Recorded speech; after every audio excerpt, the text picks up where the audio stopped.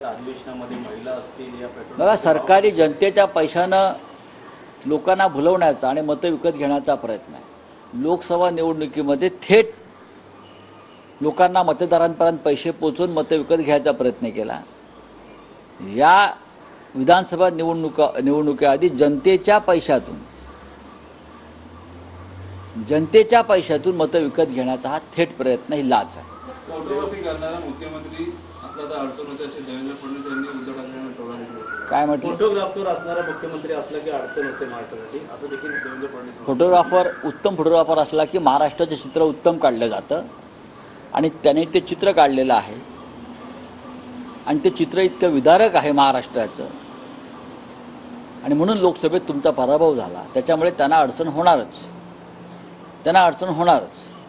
देवेंद्र फडणवीस हे आता महाराष्ट्राच्या राजकारणात दखलपात्र राहिलेले नाहीत, इतकंच मी सांगू शकतो। सर, कल जयंत पाटिल ने कहा बजट सेशन के ऊपर कि चदर फटी इसलिए खैरात फटी, उसे वो तो है ना, वो तो है, जनता का पैसा है,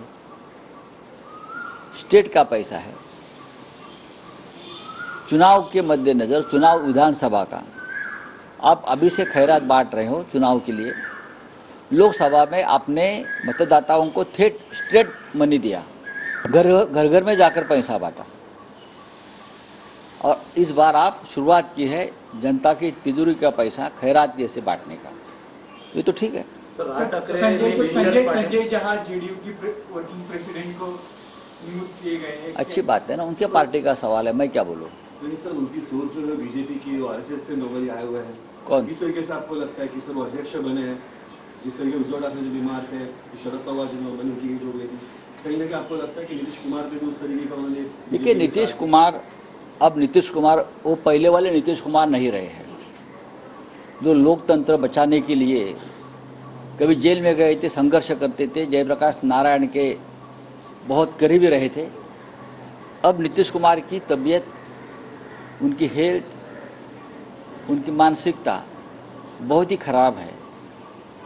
अगर वो उनकी तबीयत ठीक रहती तो मोदी जी के साथ नहीं जाते, और उनके लोगों ने उनको घेर लिया है, उनको गुमराह किया है, और मोदी और शाह जी उनका गैर इस्तेमाल कर रहे हैं।